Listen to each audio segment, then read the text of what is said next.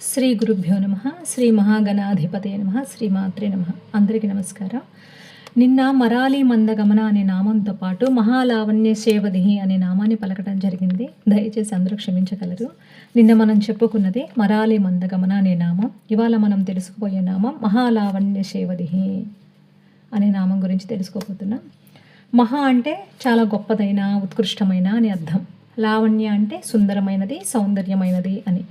సేవదిహి అంటే నిధి అని అర్థం. అమ్మ మహాలావణ్యానికి నిధి వంటిదట. అమ్మని మించిన లావణ్యం ఈ జగత్తులో మరొకటి లేదట. ఇంత సౌందర్యంగా ఇలా ఉంటుందని పోలిక చెప్పటానికి లేనటువంటి లావణ్యవతి అమ్మవారు. మిగతా అన్ని అవయవాలకి ఏదో మనకు అర్థమవటానికి పోలిక అయితే చెప్పగలిగారు, కానీ సౌందర్య నిధి అయినటువంటి అమ్మ స్వరూపం మొత్తానికి కూడా ఎవరూ పోలిక చెప్పలేకపోయారట. అమ్మ లావణ్యం సముద్రం అయితే సృష్టిలో ఉన్నటువంటి లావణ్యాలన్నీ కూడా ఆ సముద్రంలో ఒక నీటి బిందువు మాత్రమే. అవధులు లేని సౌందర్యం అమ్మది. అమ్మ లావణ్యం స్వయం ప్రకాశకం. ఆ ప్రకాశమే లోకంలోనూ లోకానికి ఆవలా కూడా వ్యాపించి ఉంది. అమ్మ స్వరూపం అత్యంత సుందరమైనది. ఆ సౌందర్యానికి పరిమితులు లేవు. అటువంటి కారుణ్యమూర్తి కర్మక్షయం కోసం మళ్ళీ మనకు జన్మ తీసుకునే అవకాశం కల్పించారు. కానీ జీవుడు వచ్చిన పనిని మరచి ఐహిక సుఖలంపటంలో కూరుకుపోతూ ఉన్నాడు.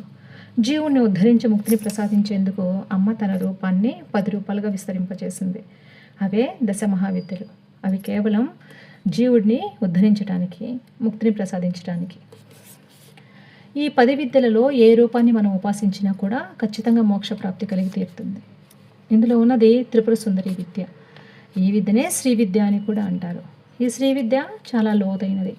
ఈ శ్రీ విద్యలో అమ్మ బాల, పంచదశి, షోడశిగా అంటే బాల త్రిపుర సుందరి, లలిత త్రిపుర సుందరి, మహా త్రిపుర సుందరిగా వ్యక్తమయ్యి జీవుని ఐహిక వాంఛలను తీరుస్తూ ముక్తిని ప్రసాదిస్తున్నారు. లలితమ్మ ప్రకృతి రూపంలో ఉన్న విషయం మనందరికీ తెలిసిందే కదా. ప్రకృతి సౌందర్యాన్ని ఎవరు ఆరాధిస్తారో, ప్రకృతిలో ఉన్న జీవజాతుల పట్ల ఎవరైతే కారుణ్యాన్ని కలిగి ఉంటారో, ప్రకృతి సమతుల్యాన్ని ఎవరైతే కాపాడుతారో, ప్రకృతికి హాని తలపట్టని జీవన విధానాన్ని ఎవరైతే అవలంబిస్తారో వారందరూ కూడా అమ్మకు ప్రీతిపాత్రులు. ప్రకృతిని ఆరాధిస్తే అమ్మ సౌందర్యాన్ని కూడా మనం ఆరాధించినట్లే. కనుక అమ్మని ఆరాధిస్తూ ఆనందంగా బ్రతికేద్దాం. అందమే ఆనందం కదా. హిందూ ధర్మంలో భగవంతుడికి ఎందుకు అన్ని రూపాలు అని అంటున్నారు కదా.